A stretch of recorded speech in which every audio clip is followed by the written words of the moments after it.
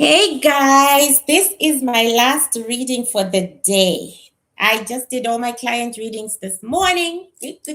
I did all my client readings and I am done. I am done and I am really happy with myself for getting it done. Somebody said to me, Go, you'll be at 1,000 soon. I had forgotten why I wanted to get to 1,000. I had truly forgotten why I needed to get to 1,000. I don't think I'm going to get, hi, Tiger. I don't think I'm going to get to 1,000 this week because I'm talking about African American women. And I know in my blood, and the blood of Jesus that I will not get many subscribers this week because I'm talking about African American, the greatness of African American women and celebrating African American women. Hey, sunshine. I know I will probably reach 1,000, maybe, I don't know, mid March. That's what I think. Okay, that's what I think. But I don't care anymore because I don't remember why I wanted 1,000. Okay, hey guys, good afternoon. I did some work today, bit by bit. I'm beginning to feel my foundation and I really like it. I did some work and I made an appointment to join a curling club. I'm going curling. I am going curling and I know I'm going to love it because it's a strategic game and I'm going to enjoy it. I just know it. And I will be with my own age group, old biddies, old biddies like myself. So I'm looking forward to going on Sunday. But anyway, this is a good Tuesday. Then tomorrow is Wednesday. I gotta take my son to the doctor. So I'm probably gonna do live reading in the morning before I take my son to the doctor because I wanna do 4 days a week. How are you guys? And today's reading is Condoleezza and Hattie Mcdaniel. I literally I literally went on Google and I said, who is the first black woman to ever win an Oscar? And I got, hey, African Jamaican, and I got Hattie McDaniel. So I know nothing about Hattie McDaniel except that she's dead, and I love dead people. Okay, so we'll always start with the living. We will start with the living. We'll start with Condoleezza Rice. So this week for Black History Month, I am dedicating this month's Black History to African American women. I don't know why I'm bothered by my thing. I shouldn't be bothered by it, but I am. I'm about to start sending the materials for African American metaphysical scientists to be printed. I'm going to start sending them next month for printing. Okay. Don't worry. I did not get the leopards print for you like the Bantu and the leopard print. Anyway, we are celebrating the African American bitch, her resilience, her strength, her beauty. There was a time when I just hated being called strong. I hated it. I hated it so much. You're calling me strong, so you're you are making me a man. You're turning me into a man. I didn't like the way it was said to me, and I didn't see it as a compliment. I really hated people who said to me, "You're a very strong woman," because I felt like it gave them an excuse to fuck me over and get away with it. Okay. I really felt that. I felt it in my bones. So I know it's true. Okay. I know it's true. I know that when they call you a strong black woman, they are saying, how much can I fuck her over? I can fuck her over as much as I like. Okay, because she'll still be standing. Because being fragile is not for her dark skin and not for her. So we end up single mothers and we end up struggling by ourselves. But guess what? We don't end up in years and years and years, or the majority of us don't end up in years and years and years of situations stuck with men we don't want or love. Okay, we don't want them or love them for our entire lives, just because they are making our lives a little easier financially. We don't sell out for money. We do not for money. Okay, we don't, because we are strong. And the African American girl has that she does. She doesn't sell out. She's not a prostitute. Like, every woman is a prostitute if she wants. You're a very strong woman. I'm like, yes, for acknowledging that business. Because without strength, you can't do shit. You'll be stuck with a man you don't love, tortured in your point that you become a Karen and you start torturing other people on the streets who are minding their own business because you're not strong enough to leave. You're not strong enough his. So now I wear strength as a badge of honor. Okay, it's a fucking badge of honor.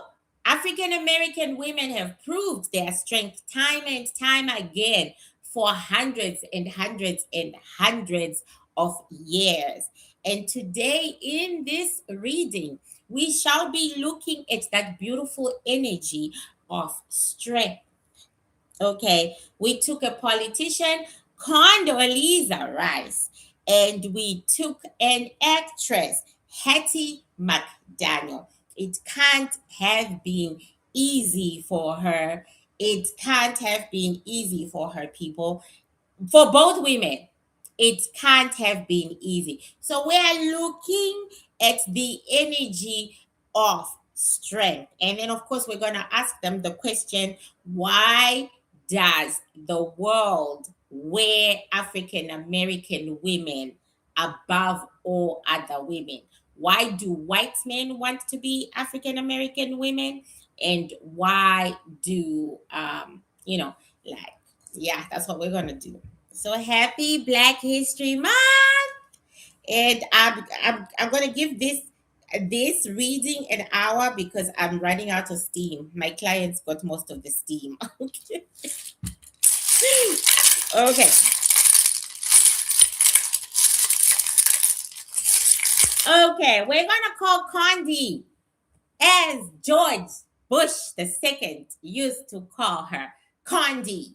Okay, we're gonna call Condi. Now we all know that George Bush II really loves black women. Yes, we know this. We know this because of Condi, and we know this because of his relationship with Michelle, which was very genuine and very loving. We know this. We know he belongs to our basket.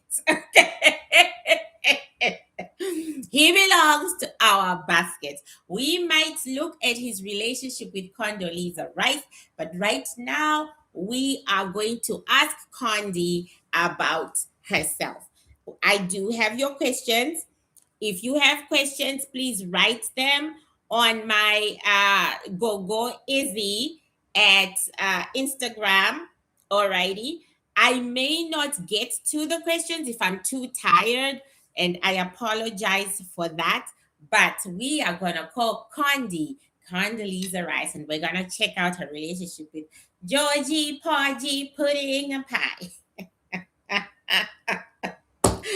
I love that sort of thing. I love it. Okay. All right. Condoleezza. Condoleezza. This is a very strong woman. We knew she would be. She's gonna live to be very, very old because she just walked into that place like it was nothing. Like she was like a 20-year-old. Like it's nothing. Okay. We knew she would be. She is very straight laced, very rigid, very conservative.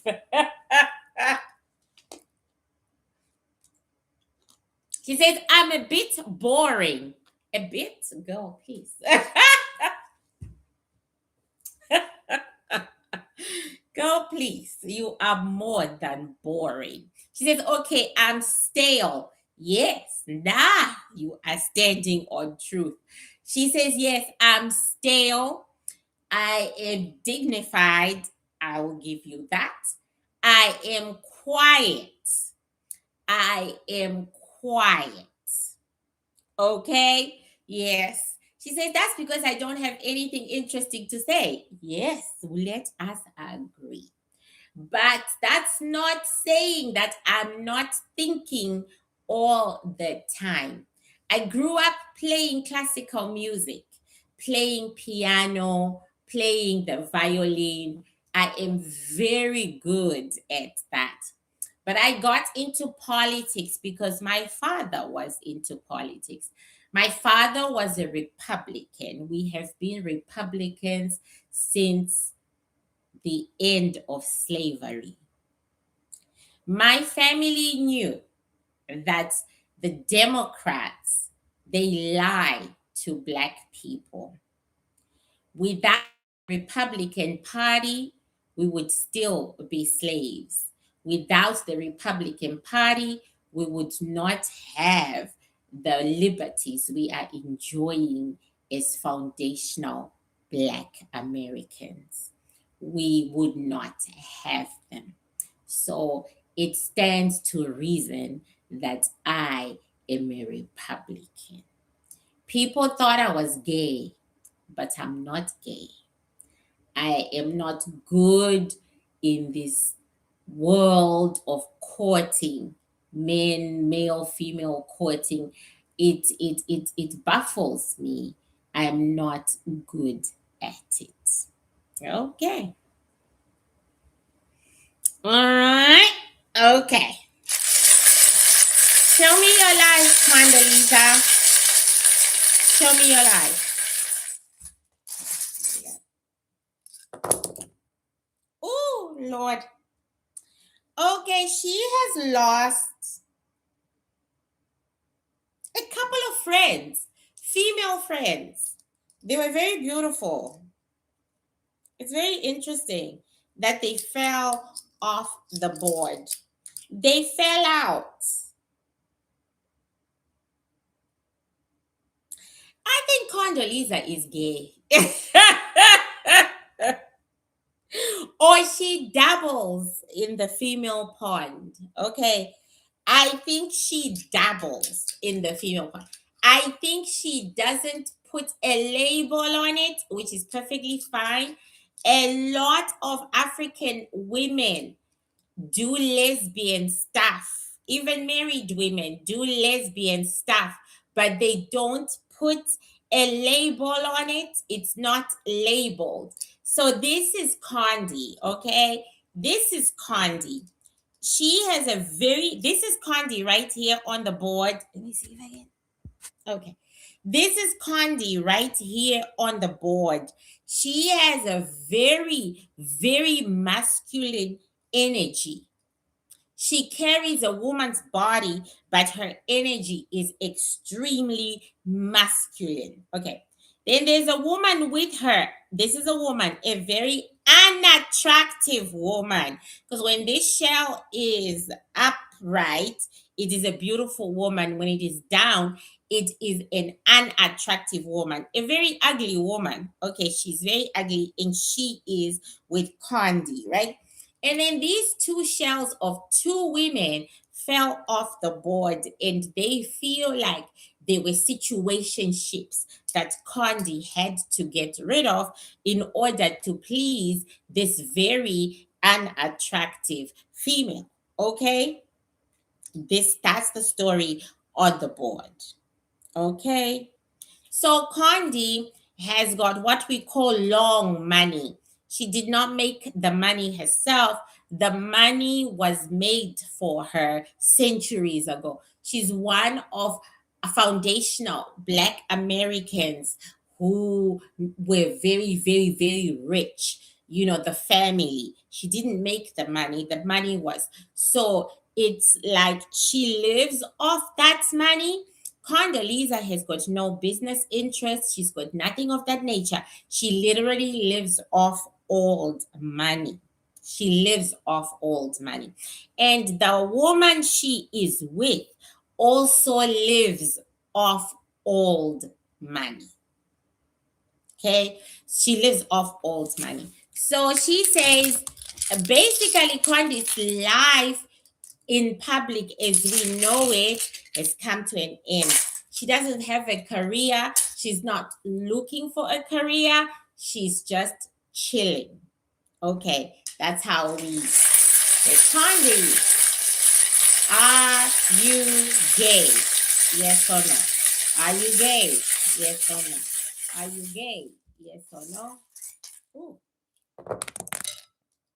Yeah, it's something she will not accept. It's a label she will not accept, but she dabbles. Okay, she will not label herself, but she definitely dabbles. Okay, okay. Condi, show me your relationship with George Bush. Show me your relationship with George Bush. Show me your relationship with George Bush.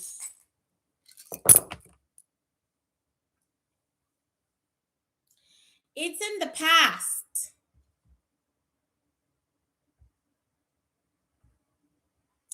This is very interesting.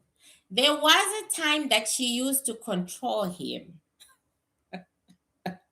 That's what she's saying. There was a time when she used to control him. She used to control him by his wanker. Okay. So yeah, they were lovers. Yeah, they were basically. It's not, it's over now. It's well into the past. But they were lovers. She was controlling him by his wanker.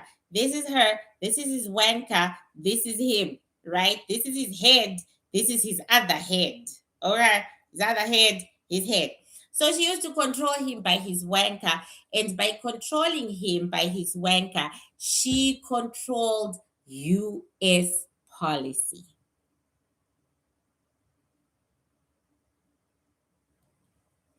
Yeah. She controlled US policy. She was the head bitch in charge. She was in charge and she was in charge. So she got a lot of what she wanted for America put into motion and action, and it will be there for a whole while longer. She says, not even Trump can turn back that time. Okay, that's what she said. Not even Trump can turn back what she put into motion while she was controlling Georgie Porgy Swanker. And, yeah. So, yeah, we got that. So now I'm going to ask her directly,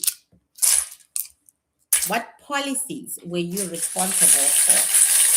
Kindly, what policies were you responsible for in the United States government? She's very secretive. She's a very secretive soul. So it might take some time, but I'm going to release my own control because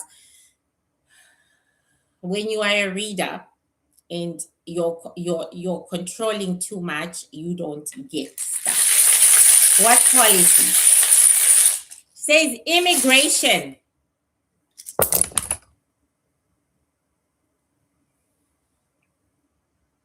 Yeah, whatever that is, it is tight. Okay, people. Whatever she put into motion, it is tight. So she says immigration. We increased the number of immigrants from the dark world. So I'm asking, what the frick is the dark world? And she said, from Africa. I increased the number of immigrants from Africa. Foundational Black Americans needed new blood genetically. We have been procreating for 400 years without an injection of new DNA. So she did that. And as you can see, it's on the chopping block. But she is saying he's not going to be able to reverse it as he wants to. Okay. What else? Says nuclear arms. I made decisions on America's nuclear arm warfare. Okay. Who benefited, who didn't benefit, and where they should be situated. Right. Next, I controlled the first lady herself. I'm the one who told her to concentrate on education and on autism because many Black children were going unnoticed in the educational system. They were not even able to read or write. So, of course, I sold her that. Something to do with energy like oil and gas. She helped formulate the US policies for oil and gas. Okay, I'm a bit surprised because I didn't think she was about her people. You know, I didn't think she was about her people, but it seems like she was about her people. She says, of course, I was about my people. We all contribute in our own way for our survival. That's what she says. I'm going to ask her the question.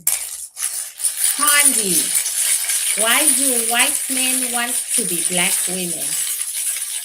Why do white men want to be Black women? She laughs. Why do white men want to be? She says, because we are free. She, however, never felt the freedom. She never felt the freedom. So she says, white men look at us as women who live without rules. We are not controlled or controllable. Zero rules or regulations. They are wrong. They see us as close to, I'm going to say what she's saying, orangutans, baboons, monkeys. That's how they see us. And it's something they can never be. And so, of course, they crave it. They want to know that freedom. But they are wrong. We don't have that freedom. It's in their heads. They are fantasizing. And by fantasizing, they are devaluing us, denigrating us, not applauding our achievements, and taking our future. Okay, I really did bring the big dog. Her energy is so heavy. You know? I mean, she's very intelligent. It's very heavy. She says she does not like white people. I'm so surprised.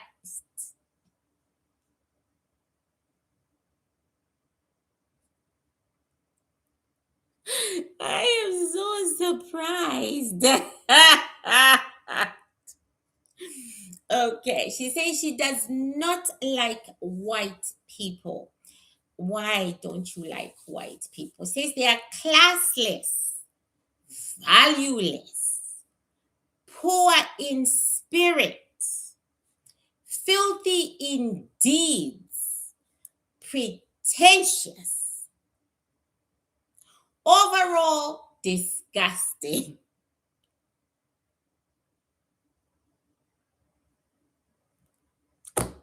I am was shocked. I saw her as the other way around. I did. I saw her as a Candace Owens. So my mind is blown. And then she laughs and she says, perhaps there were situations when I could have behaved like a Candace Owens, but she's shallow. There is no depth to that girl. And she sucks up to whiteness. She sucks up. She doesn't see whiteness for what it truly is. She wants to be them so badly. I don't want to be them. Never. Okay. Condoleezza, show me your relationship. Condoleezza, show me your relationship. Condoleezza, I swear to you, it's a woman. Okay, that relationship is not gonna last.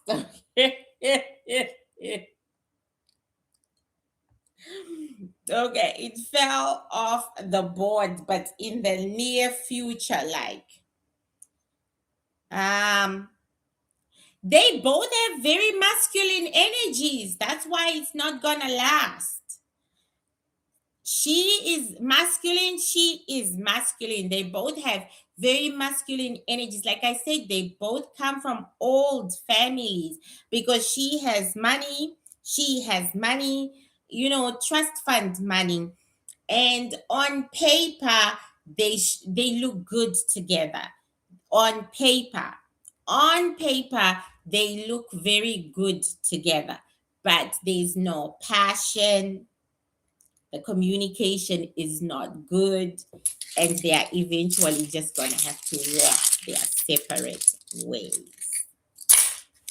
Okay. I know that somebody asked about the future. Somebody said, any advice for us black folk? Okay.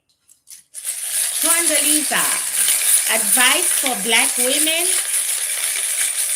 She says, I don't have any because it's dependent on your social class.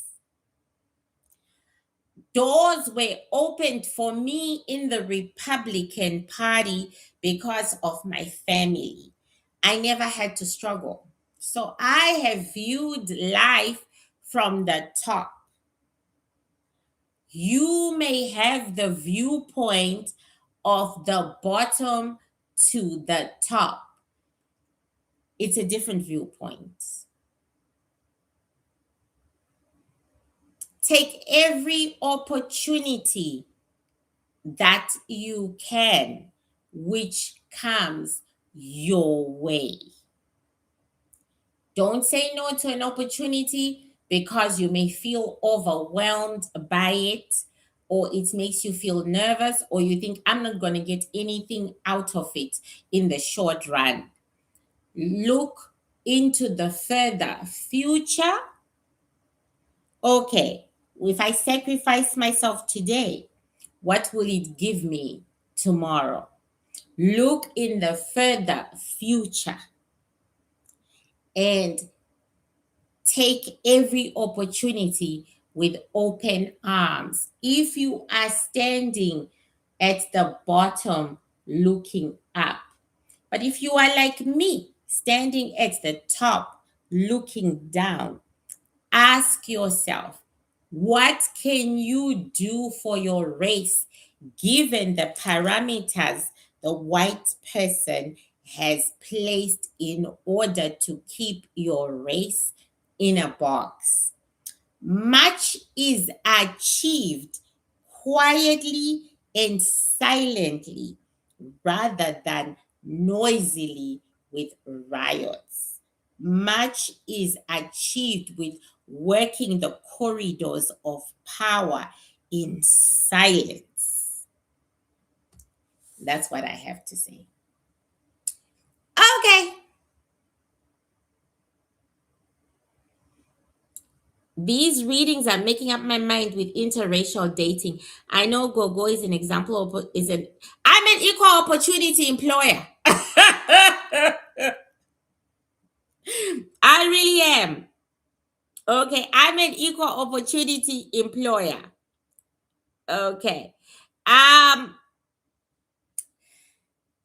Yeah. So I want to thank Ms. Condoleezza. She has given us her statement of what white men find exciting about black women.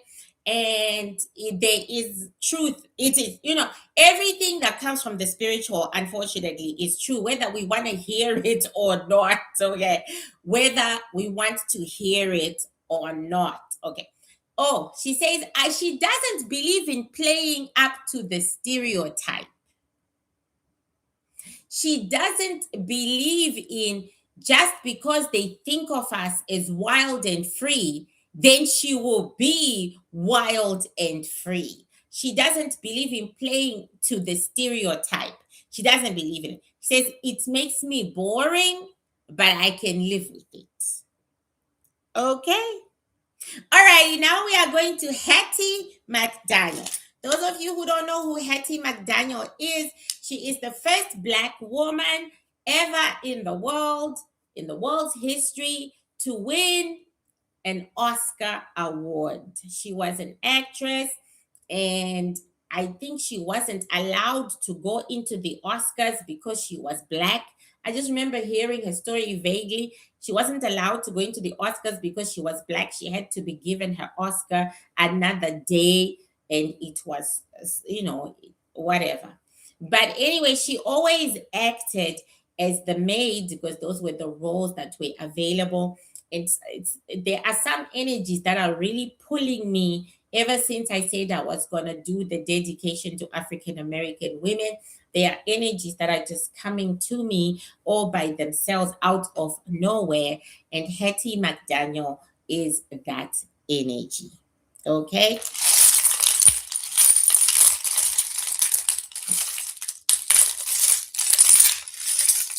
Yeah, she came out of nowhere. So Miss Hattie McDaniel is dead. Okay.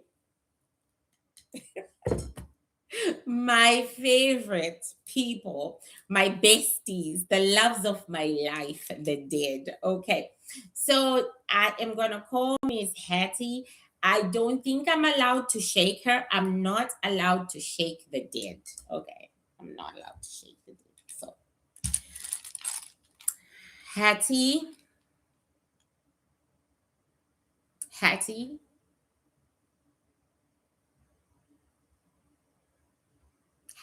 she says she came in the first time I said Hattie. She came in like a whirlwind, a bright white light.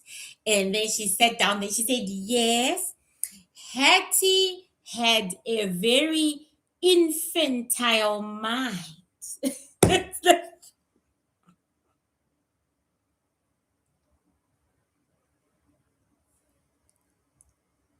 I don't know how else to explain this.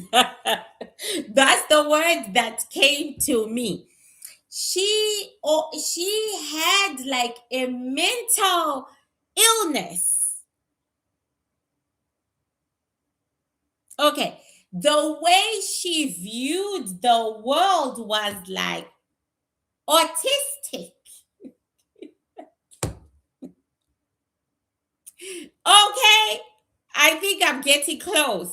Like autistic, where she saw no evil, heard no evil. Okay. And she was strong, very, very loving, extremely loving, a cuddler. She didn't think much because she lived in a world of happiness, joy, and stars. Yet beneath that happiness, joy, and stars, we see sexual abuse. We see a lot of sexual abuse. Okay. We see a lot of her being taken advantage of. So she truly loves white people. She loves them because they gave her reality the sparkle that existed in her mind, but not on the ground. Am I making sense? I hope so, because I'm just using the words that are coming. Hattie, show us your life. Okay. I'm really not allowed to hit them to the ground, but that's okay. Yeah, guys. She counted her blessings. She was an energy that did not think of the negatives and be held down by the negatives. Okay. She counted her blessings. She says she lived, yeah, big energy though. She lived life to the fullest. Her life lived basically the way God wrote her story is the way she lived. And she was rich. Okay. That this right here is a lot of money. Mm-hmm. Hattie Mcdaniel was not poor. She was rich and she loved what she did. Okay. She genuinely loved what she did. Beauty wasn't hers. She said she was not beautiful.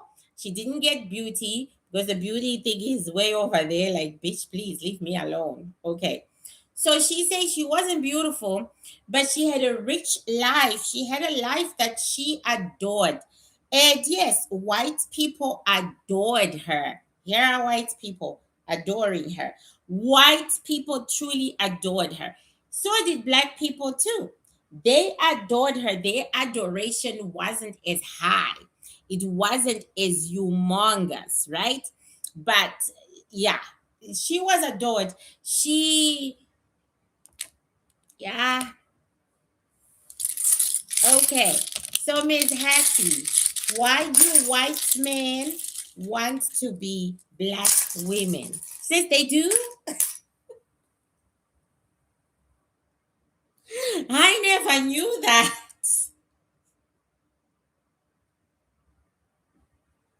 Okay. Why would white men want to be black women? Why? To go for so many reasons. Thank you. Okay. Okay. They hate their masculinity. Their masculinity fell off the board. And these are gay white men. So she's right. Okay. These are gay white men. So she's right. They hate their masculinity. Okay. And then she says it again. She's using her own life. She says, regardless of how they look at us, we have full lives. We have full experiences. Like, we have full experiences when it comes to sex, full experiences when it comes to oppression, full experiences when it comes to pain, full experiences when it comes to joy, full experiences when it comes to happiness. She said, we experience everything 10 times more than they do. And that's a gift in itself. That is a gift. We feel, they don't feel. So, of course, when you don't feel, you envy the one who feels. You envy the one who feels. So, it is our feeling, our wide range of emotions, what we go through. What actually, this is kind of true. I came across it with one of the men who was in my life. They enjoy our struggle. Says because they have no struggle. They enjoy our struggle. They think it makes us more alive than them. Says that's my opinion. Thank you, ma'am.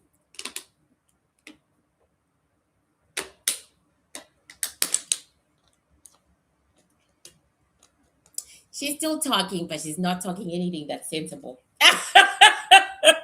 She said-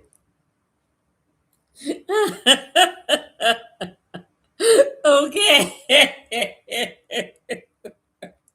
Okay. She is like, ask me what I'm doing here. Well, this is what I do, Mama. She says, oh, so you invited me? Yes, indeed, I invited you. She said, thank you. You are very welcome.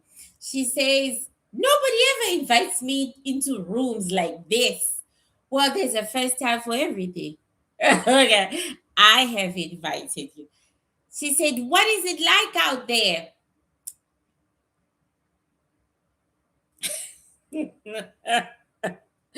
It's tough. It's tough. I will tell her it's tough. She says, I'm sorry to hear that. It was also tough in my time, but fortunately, and it's very fortuitous, that's what she said. My brain did not understand many things. That was very fortunate. That was very fortunate. She's right. We love you out here, Miss McDaniel. Says, you do? You still remember me? Yes. Yes. You are loved and you are honored. She says, oh, that's so sweet. She says, back again to how fortunate I was that my brain did not understand many things. Because I didn't understand many things, I did not suffer from trauma. And because I did not suffer from trauma, I achieved so much. I kept moving. No matter who did what to me and how, I just kept moving. And that's a good fortune. That's a very, very good fortune.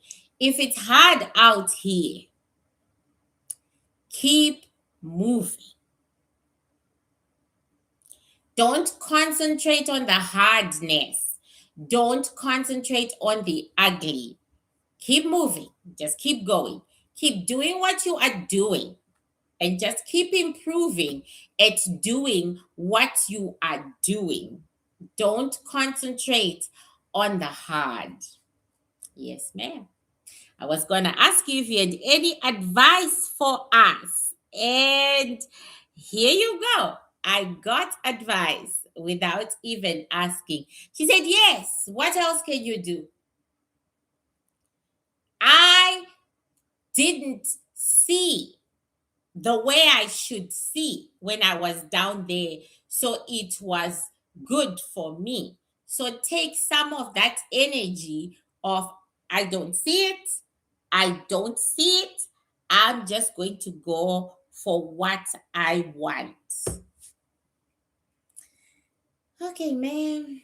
Thank you so much. She says, you are welcome. And I'm tired, guys. Okay, tomorrow I'm not doing any client readings because I don't have clients. Please, people, make appointments. www.isobelmitton.ca. By reading you, I learn more. I see more of the spiritual and I learn more. So, we want to thank the two who represented strength today, Ms. Condoleezza Rice and Mac, Ms. Hattie. I'm just going to call you Ms. And Ms. McDaniel. I called them in for their strength and they proved that they are strong. Okay. And they did say some very thought provoking statements about white men. Okay. On that note, thank you so much, guys. I'm calling it a day. I will be in my editing mode. And oh my God, you guys.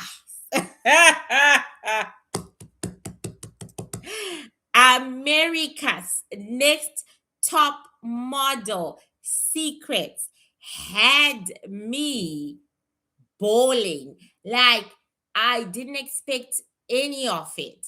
And then when I called Eva Marcel, she was my last reading. I stopped reading her because she had such a horrible soul. And here I was trying to find beauty in Ava because I look at her and I don't find beauty, but then I think I'm too harsh. You know what I'm saying?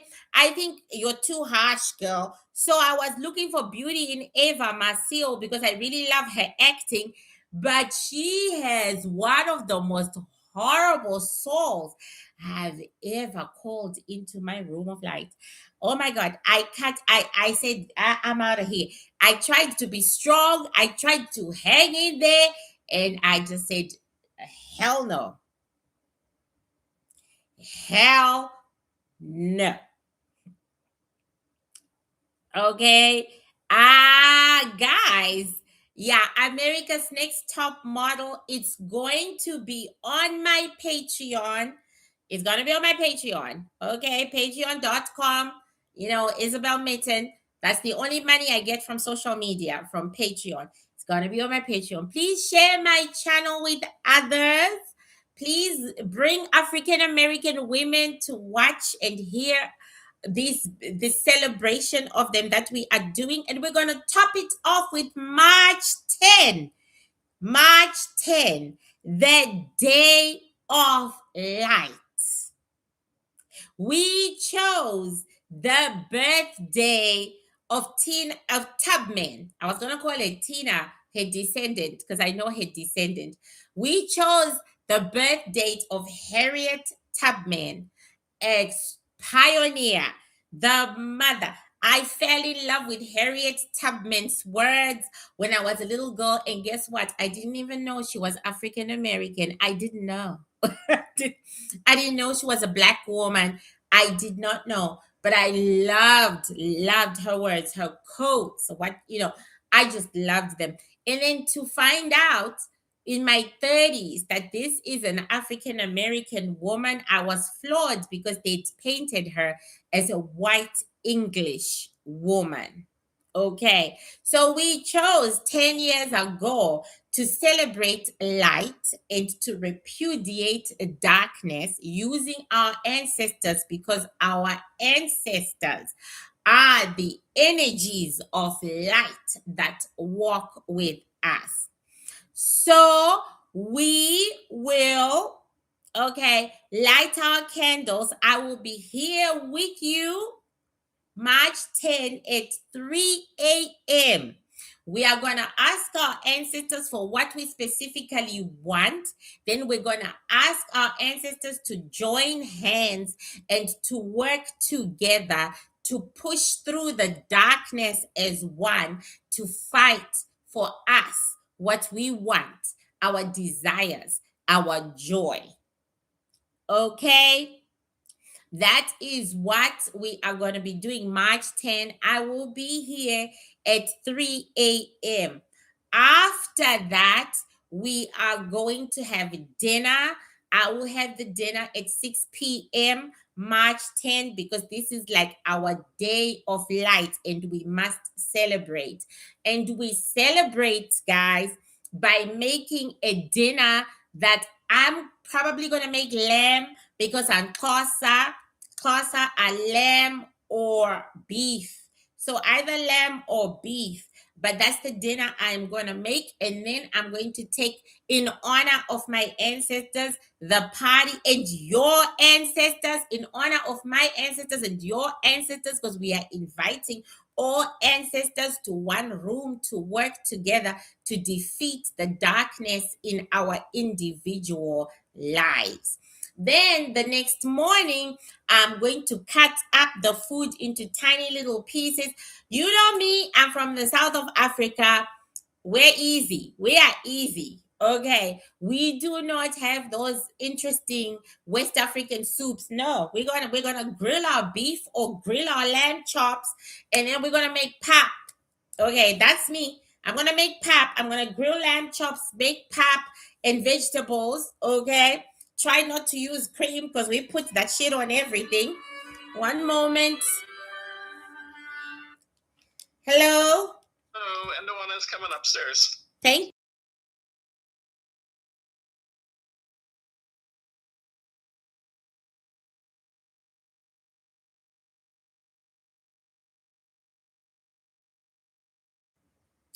Okay, so where was I? So you put the leftover food under a tree in little pieces so that God's smallest creatures can eat. That's how your ancestors eat your offerings.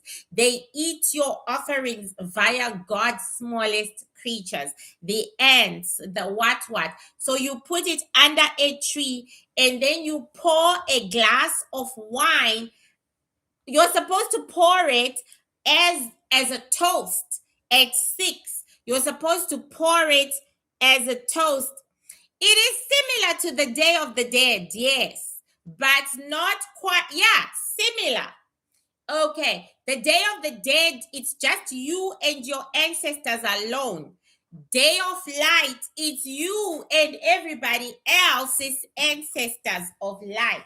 Okay, so you cut it up into little pieces. You put it. You're supposed to toast to your ancestors when you do the dinner and pour the wine from your glass out. You say yes, and here's some for you.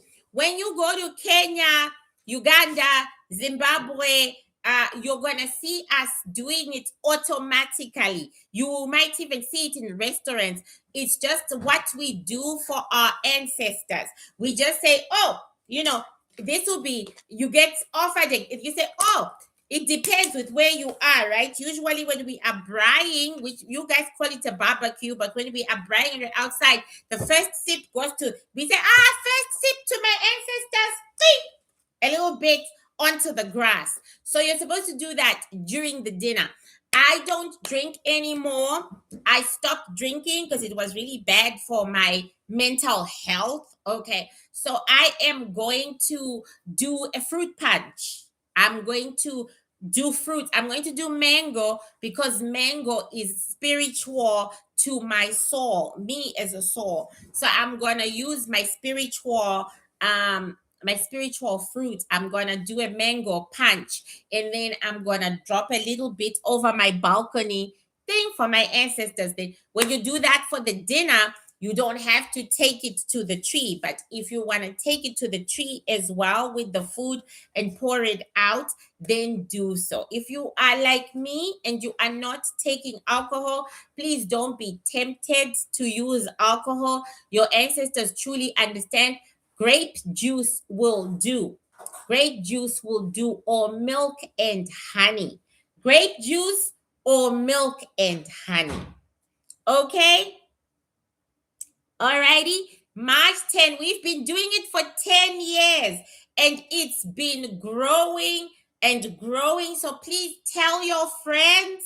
Tell your friends to tell their friends. March 10. We will all light our candles at 3 a.m. I'll be here with you.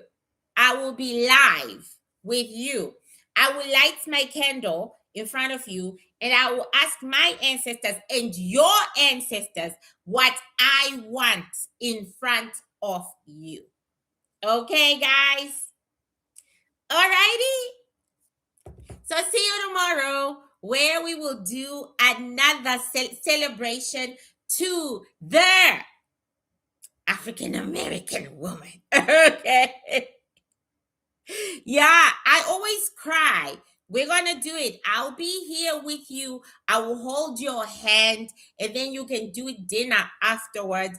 But I'll be here. That Sangoma will be here because there are things I also want that I can't get from my ancestors that I know your ancestors can give me. Okay, basically, that's Day of Light. Okay, we're asking our ancestors' friends to give us what our ancestors can't. Okay? Thank you so much, guys. See you all tomorrow, probably in the morning. because I'm taking my son for medical appointments for the rest of the day. So probably in the morning. And enjoy America's Next Top Model readings. I'm going to drop all 4 videos at once if I can edit them as much as I can. I'm going to drop them all at once on Patreon because last week you didn't get anything. Also, I have done a comprehensive class on your soul, where your soul resides in your body, what happens to your soul when you are paralyzed, what happens to your soul when you die. I have put a 20-minute video of that, and that's the class that's coming. Love you lots, guys. See you all tomorrow. Bye.